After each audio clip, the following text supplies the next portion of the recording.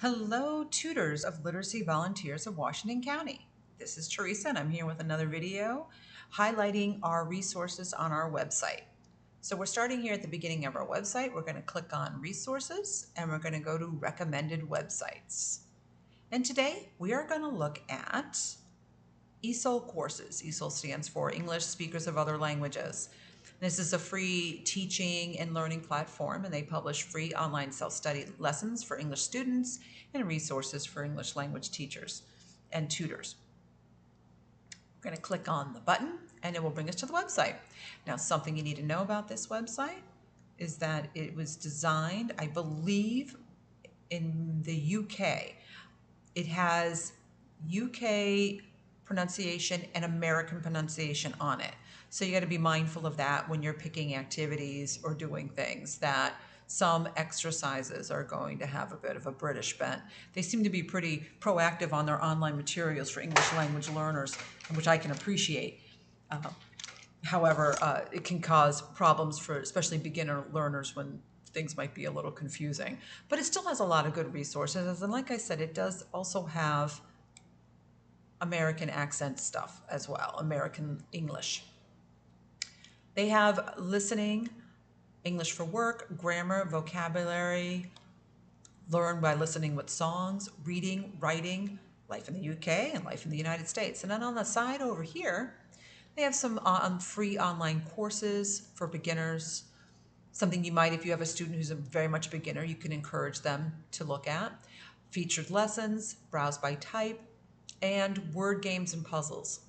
What's kind of cool about this kind of resource is, especially if you're teaching, working with a student via Zoom, because you can screen share this and do some of these activities together and show them how to use that.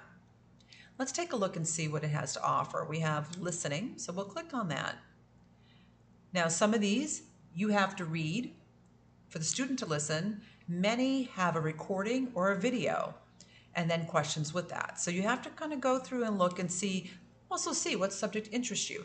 They have these scoring, these levels, which we don't use, but the B levels is probably your beginner. A level will be, well, beginner, maybe close to intermediate. A levels would be very, very beginner.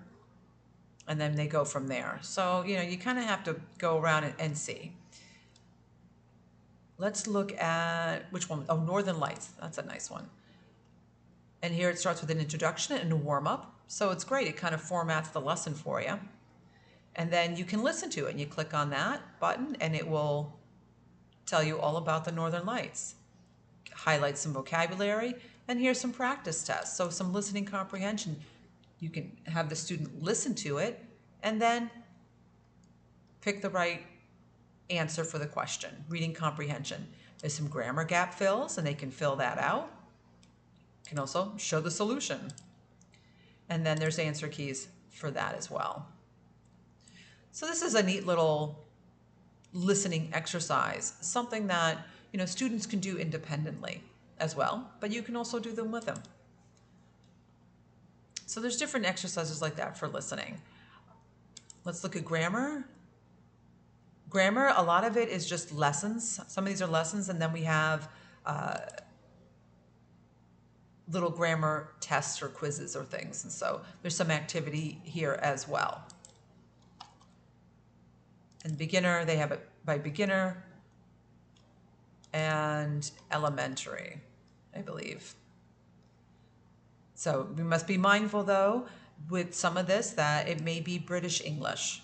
So just take that with a grain of salt when you go through there. Vocabulary is a good one, too. And here are these very lower levels, and then sort of an intermediate level. So you'll kind of get an idea of what's what. And you click on something that may be interesting. Intermediate English, spelling confusing words. So, which is correct? My boyfriend has brown hairs. My boyfriend has brown hair. So we're going to go with B. Yay, I'm right. I got a little check mark. So, little activities for that sort of thing. if that is something that you and your student are interested in. Reading. This is kind of nice too.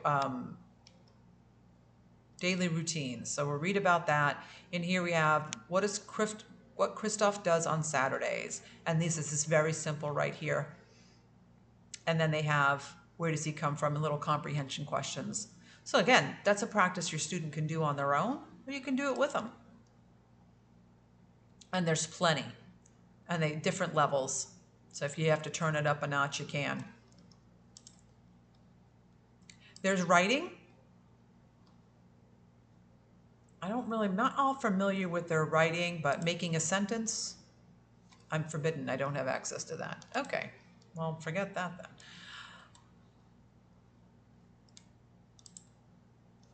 Okay.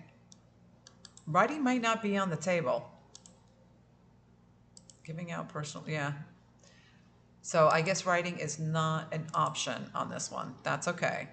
We have other activities you can do for writing. But for reading and for vocabulary, grammar, listening, English for work, again, you be mindful that, this is a British website. And so and they have working in the UK. So they do make a different, they do break that out, which is good. But anyway, this is something that you can give a try. Maybe play a word game. That'd be fun with your student. So give it a try. Let me know what you think.